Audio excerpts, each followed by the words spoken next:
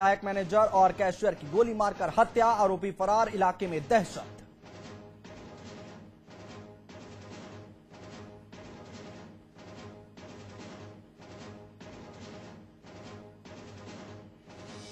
देहरादून में मां बाप की हैवानियत, मानसिक रूप से विकलांग 24 साल की बेटी को 6 महीने तक बोरे में बंद रखा, सामाजिक संस्था ने कराया आजाद। 1 जून से गैरसैंण में शुरू होगा उत्तराखंड विधानसभा भवन के निर्माण का काम। 11 मार्च को देहरादून विधानसभा में दिखाए जाएंगे सभी लेआउट।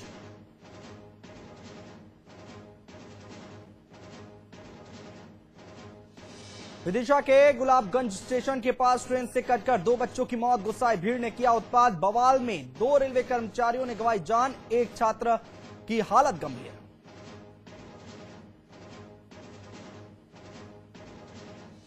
और चेन्नई में कंगारू हुए चेत्ता, भारत ने ऑस्ट्रेलिया को 8 विकेट से दी मात, कप्तान धोनी बने मैन ऑफ द मैच।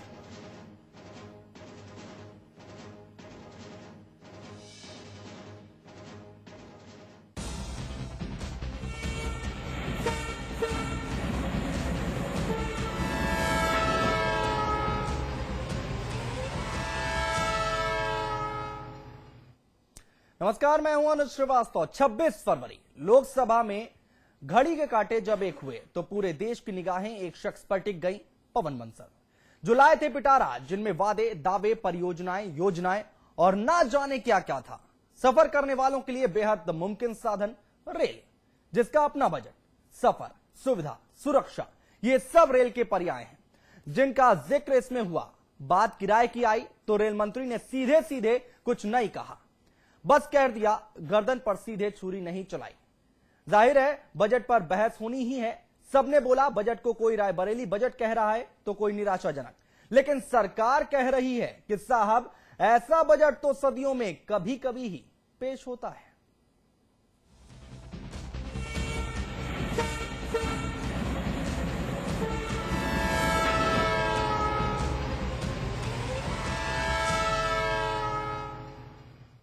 वादे, वादे और सिर्फ वादे, यही सब दिखा रेल मंत्री पवन बंसल के पहले और यूपीए 2 के आखिरी रेल बजट में। इरादे हमेशा की तरह कमजोर दिखाई दिए।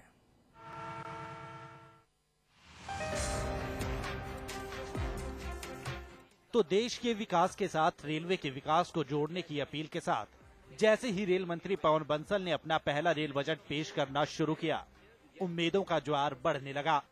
उम्मीद कि इस विकास में हमारी भागीदारी भी होगी, उम्मीद कि खुशियों में हमारी हिस्सेदारी भी होगी, उम्मीद कि दुश्वारियों का सिलसिला अब थम जाएगा। सिर्फ उम्मीदें। जैसे जैसे भाषण बढ़ता गया, उम्मीदों की रेल भी रफ्तार से कदम ताल मिलाते हुए बढ़ती गई। इस तथ्य के बावजूद कि घाटा इस बार भी बेइंतहा बढ़ा। In these few months, I have been overwhelmed by demands for new projects, new trains, and varied suggestions for improving the services reflecting aspirations of the people of India. हालांकि ये सिलसिला नया नहीं है, ये तब से शुरू हुआ जब से इस महकमे में बजट का प्रावधान किया गया। गाड़ियों की संख्या बढ़ती जा रही है, वैसे ही जैसे इस देश की आबादी बढ़ती जा रही है। अनुपात में फर्क जरूर है और शायद यही अनुपातिक कमी मुश्किलों और दुश्वारियों की वजह भी है, जिनसे आए दिन हमें दो चार होना पड़ता है। Ma'am, I wish to share with this august house some of the concerns that railways are faced with today. Indian Railways must remain financially sustainable so that resources generated can be plowed back for efficient upkeep, operation and maintenance of the system itself for the benefit of the rail users. बातें ढेरों हुई, वादे भी खासे हुए, लेकिन आदर्श राज्य की स्थापना के मूलभूत बुलावे पर देश चलाने वाली सरकारों से सबक लेते हुए बंसल साहब ने भी इस बात का खास ख्याल रखा कि अपने बजट भाषण को चाहिए और करेंगे जैसे आदर्श अल्फाजों से लबरेज रखें, ताकि जनता को लगता रहे कि हुकूमतें सोई नहीं हैं। इन्हें भी कुंभ जैसे हादसों पर दुख है और इसी गम को गलत करने के लिए ये निरंतर प्रयासरत हैं। तो क्या हुआ कि प्रयास हर बार की तरह इस बार भी नाकाफी दिखे। बजट भाषण खत्म होते होते पारंपरिक उबन महसूस होने लगी। कविताओं और मुहावरों से भरे इस भाषण में सिर्फ भाषण ही दिखा। सूरत बदलने की कोशिशें अंजाम देने की कवायद दिखी। सिर्फ हंगामा खड़ा करना मेरा मकसद नहीं, मेरी कोशिश है कि ये सूरत बदलनी चाहिए। सिर्फ कवायद, क्योंकि इस इच्छा शक्ति के मुजाहिरे का इंतजार था 1.25 अरब हिंदुस्तानियों को। वो हर बार की तरह इस बार भी नदारद रहा। ब्यूरो रिपोर्ट के साथ आलोक साहिल, समाचार प्लस। और इस अहम मुद्दे पर चर्चा करने के लिए हमारे मेहमान हमारे साथ जुड़ चुके हैं। अमिताभ अग्निहोत्री जी हमारे मैनेजिंग एडिटर हमारे साथ जुड़ चुके हैं। अमिताभ जी स्वागत है। साथ ही साथ एसके दत्ता जी हैं, अर्थशास्त्री हैं। दत्ता जी आपका भी स्वागत है। और हमारे साथ विजय दत्त जी जुड़ रहे हैं, पूर्व सदस्य हैं रेलवे बोर्ड के। विजय जी स्वागत है आपका। साथ ही साथ हमारे साथ और भी मेहमान जुड़ेंगे, उनसे भी चर्चा जारी रखेंगे। सबसे पहले एसके दत्ता जी के पास चलते हैं। दत्ता जी, यहाँ पर आज जो रेल बजट पेश किया गया, जो उम्मीदें थी, क्या वाकई लग रहा है कि वो पूरी हुई हैं या फिर क्या कुछ हो सकता था? जिस तरह का आर्थिक हालात है हमारे देश में और आर्थिक परिस्थिति जिस तरह का खतरनाक है, वैसे परिस्थिति में मैं समझता हूं कि इससे ज्यादा टाइट रोपिंग किसी रेलवे मंत्री के लिए बहुत मुश्किल होता। कुछ चीजें हैं जो अच्छी हैं, कुछ चीजें हैं जो उम्मीद पे नहीं है। मैं समझता हूं कि इस बजट में कहीं ना कहीं पे एक लॉन्ग टर्म विजन है, क्वालिटेटिव अप्रोच लेके, क्योंकि अक्सर देखा गया है कि तमाम जितने सारे बजट हैं हमारे देश में वो हमेशा क्वांटिटेटिव अप्रोच अपनाया जाता है इकोनॉमिक टर्म्स में अगर इसका इस्तेमाल करें। पर पहले बार मुझे लगा कि कहीं ना कहीं पे एक क्वालिटेटिव अप्रोच है, क्योंकि उन्होंने उल्लेख किया विशेष रूप से कि ऐसे प्रोजेक्ट्स को लागू किया जाएगा या फिर ऐसे प्रोजेक्ट्स को आगे बढ़ाया जाएगा जिसकी फिजिबिलिटी वायबल हो और जिस पे मतलब कि आर्थिक दृष्टिकोण से उसको लागू किया जाए। तो ये तो थोड़ा सा हटके चीज है। पर इसके साथ साथ मैं समझता हूं कि जिस तरह का महंगाई है हमारे देश में, हालांकि उन्होंने कहा है कि पैसेंजर फेयर को टच नहीं करेंगे, पर इनडायरेक्टली कहीं ना कहीं पे महंगाई और बढ़ेगी, क्योंकि तमाम जितने सारे तत्काल के जो सेवा है उस पे जो उन्होंने इंक्रीज किया है फेयर, फिर उसके साथ साथ कैंसलेशन चार्जेस जो इंक्रीज हुई है, ऐसे बहुत सारी चीजें हैं। फिर आपके माल भाड़े पे जो 5% की जो वृद्धि हुई है, मैं समझता हूं कि फ्यूल सरचार्ज भी एक है। हाँ बिल्कुल है। ये इसके बारे में क्या कहेंगे? फ्यूल सरचार्ज ये इस तरह से है कि मतलब कि अक्सर कहा गया है कि डीजल की जिस तरह से कीमत बढ़ रही है, उसके चलते हमारे देश में जिस तरह का आर्थिक नुकसान तमाम संस्थाओं को हो रहा है, और उससे वंचित आपकी इंडियन रेलवेज भी नहीं है।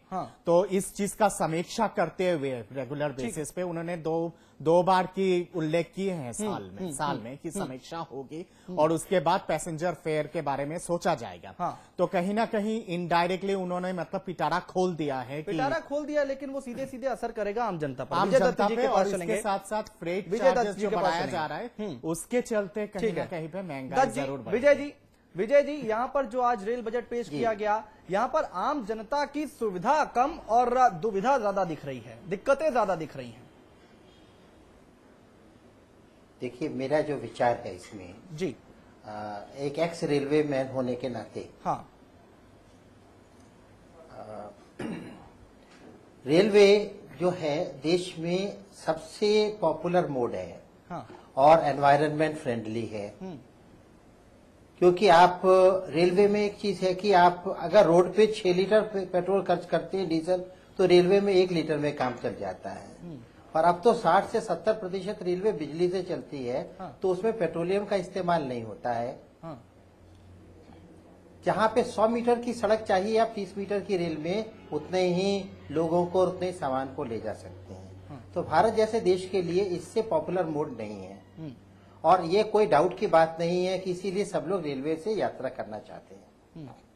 समस्या ये है कि 47 में रेल कोफिशिएंट 80% था, यानी 100 में से 80 लोग रेल से जाते थे। अब ये घट के 35% हो रह गया है। ये नहीं है कि लोग जाना नहीं चाहते हैं, लेकिन कैपेसिटी इतनी कम हो गई है कि इससे ज्यादा लोग जा नहीं सकते। तो मेरे विचार में क्षमता विस्तार होनी चाहिए, जिस भी प्रकार से हो। तो मंत्री जी ने कोशिश तो की है, लेकिन जो ये कमेटी बनी थी रेलवे मॉडर्नाइजेशन की, शाम पित्रोदा साहब की, उन्होंने जो सिफारिशें की थी उससे जो है वो कुछ कमी रह गई है। तो मैं तो ये देखता हूं कि अब जैसे नई लाइनों का निर्माण, क्योंकि पिछली बार 61,000 करोड़ का प्लान एक्सपेंडिचर था, वो कम करके 52,000 करोड़ कर दिया गया, क्योंकि जो मूल्य वृद्धि थी वो हुई नहीं, पैसे रहे नहीं। इस बार भी वो कम करके 500 हो गया है। तो इस देश में रेलें की नई पटरी, विद्युतीकरण, डबलिंग, क्वाड्रपलिंग, नए कोचेस, नए लोकोमोटिव, ये चीजें बनती रहनी चाहिए। जब बनेगी तो आगे का काम कैसे, एक बार आप हमें समझाएंगे कि आप पूर्व सदस्य हैं रेलवे बोर्ड के, आप हमें समझा सकते हैं कि ये चीजें कैसे संभव कैसे हैं? मैं बताता हूँ। हाँ। ये मंत्री जी ने भी कहा है, इसको उल्लेख किया है कि जो प्लानिंग कमीशन की रिपोर्ट है, हाँ। और जो पित्रोदा साहब की रिपोर्ट है, हाँ। वो कहती है कि 5.1 लाख करोड़ की जरूरत है अगले 5 वर्ष में। ठीक है। और ये पैसा आएगा कैसे, उन्होंने भी कहा है 2.5 लाख करोड़ बजटरी सपोर्ट से आएगा। 1.94 की जो है ये इंटरनल रेवेन्यू जनरेशन होगा रेलवे का, कुछ 1.2 लाख मार्केट बोरोइंग से आएगा। तो इसमें अगर आप 2.5 लाख करोड़ को 5 से भाग दें तो 50,000 करोड़ की बजटरी सपोर्ट बनती है साहब, जो इस बजट में करीब 24,000 करोड़ के आसपास प्राप्त हुई है।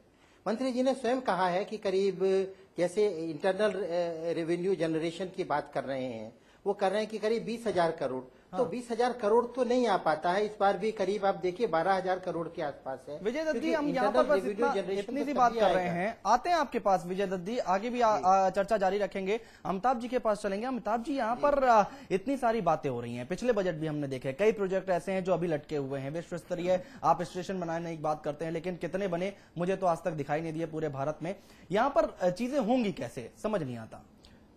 देखिए, रेल बजट के बहुत सारे पन्ने तो नौकरशाहों द्वारा तैयार किए गए स्थिति पत्र जैसे होते हैं, जिनका आम जनता की रुचि जिनमें होती नहीं। और जो ऐलान वाले पार्ट होते हैं, 20-22-24 बरस से मैं सुन रहा हूं लोकसभा में बैठकर पत्रकार दीर्घा में रेल बजट को, जो ऐलान वाले पार्ट होते हैं वो अगले साल का बजट आ जाता है और ये पता नहीं लगता कि पिछले साल जो ऐलान किया था उसका क्या हुआ।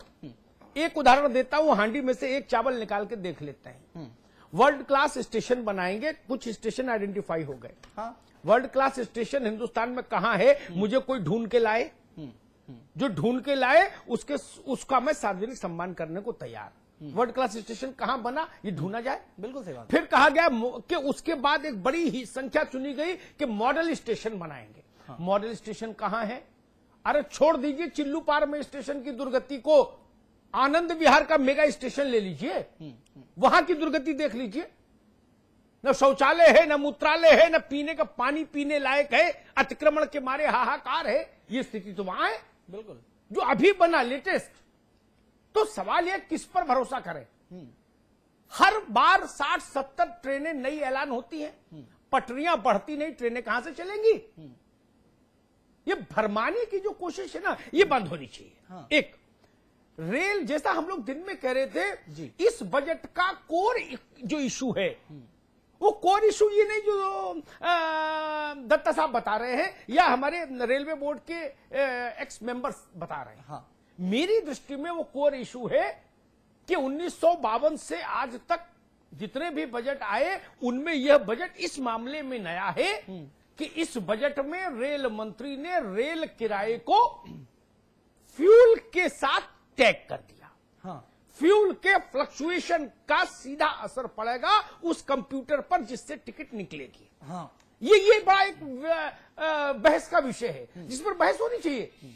क्या सोशल सेक्टर की जिम्मेदारी उठाने वाली रेल को बाजार के हवाले किया जा सकता है? हाँ। इस लाख टके का सवाल है, इस पर चर्चा होनी चाहिए। ये भारत है, ये भारत के ही अंदाज में चलेगा।